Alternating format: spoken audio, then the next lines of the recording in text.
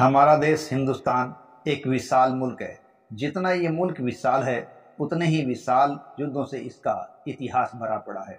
लेकिन युद्धों के अलावा भी यदि इसके इतिहास के गर्भ में अनेक रिवाज प्रथाएं देखें तो वो भी अपना अलग ही महत्व रखती है।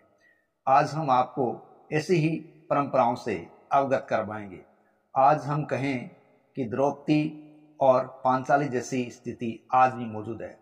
हम सब जानते हैं कि महाभारत काल के अंदर 5 पांडवों की पत्नी थी द्रौपदी या पांचाली, लेकिन आज के समाज के अंदर इस प्रकार की बात करें तो हमें आश्चर्य होगा। लेकिन ये सच है, आज के समाज के अंदर भी इस प्रकार की स्थिति मौजूद है।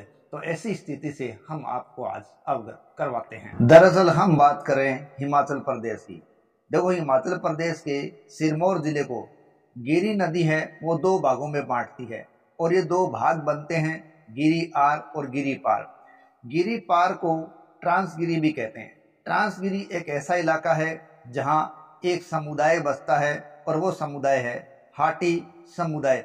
इस समुदाय को गत वर्ष ही अनुसूचित जनजाति का दर्जा मिला है और इसके पीछे भी एक बहुत बड़ी प्रथा का हाथ माना जाता है और ये प्रथा है जोड़ीदारा प्रथा या बहुपतित्व की प्रथा, जो हाटी समुदाय के अंदर एक आम बात की तरह है। हिमाचल प्रदेश के सिरमौर का यह ट्रांसगिरी इलाका लगभग 1300 वर्ग किलोमीटर के अंदर फैला हुआ है, जिसके अंदर लगभग 154 पंचायतें हैं और उनमें से भी 147 में हाटू समुदाय रहता है और पिछले साल इसे अनुसूचित जनजाति का दर्जा मिला है। हाटी समुदाय में भी लड़के के जन्म पर ही विशेष उत्सव दशराता मनाया जाता है, बड़ी दावत दी जाती है, मांस परोसा जाता है। लेकिन वहीं लड़की का जन्म है वो एक हवा में ही घुल जाता है। लेकिन इस हाटी समुदाय की सबसे अजब गजब परंपरा है और वो परंपरा है जोड़ीदारा प्रथा। देखिए, जोड़ीदारा प्रथा इस प्रकार की प्रथा है जिसमें एक लड़की की शादी होती बड़े से है, लेकिन पति के सारे भाई भी उसके पति होते हैं। ये हिमाचल की विशेष स्थिति है और ऐसा इसलिए है कि हाटू समुदाय में ये माना जाता है कि घर जमीन का बंटवारा न हो, इसलिए पत्नी स्वयं बढ़ जाती है।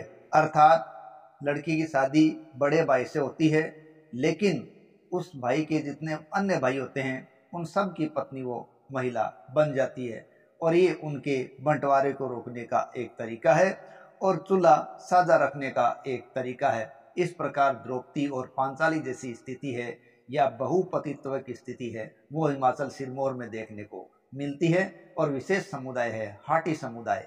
इतना ही नहीं, ना केवल पत्नी है उसका बंटवारा होता है, बल्कि इनके जो संतान होती है बाद में उनका भी बंटवारा होता है।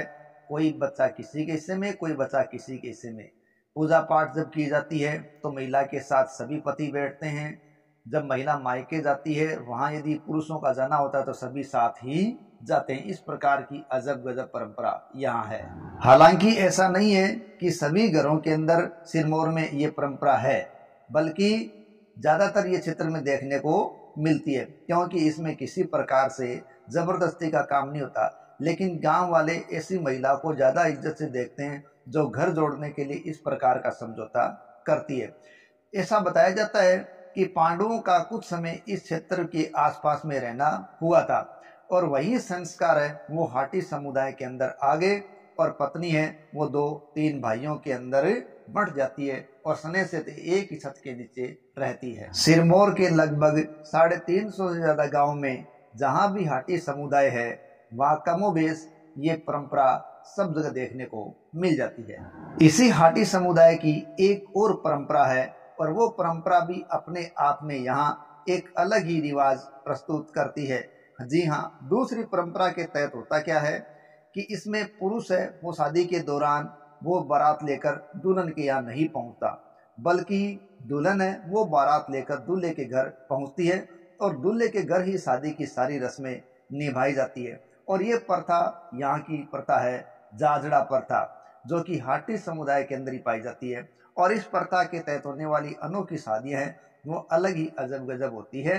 जाजड़ा प्रथा के तहत होने वाली शादी में हाटी समुदाय में रिवाज है कई शादी का खर्चा दूल्हा पक्ष ही उठाता है और शादी के उपरांत दूल्हे पक्ष से 5-7 लोगों को लेकर दुल्हन है वो अपने मायके चली जाती है और वहाँ 1-2 दिन उनकी आवभगत होती है। उसके पश्चात दुल्हन है वो ससुराल आती है। तो है ना अजब गजब परंपरा कहाँ की, हाटी समुदाय की।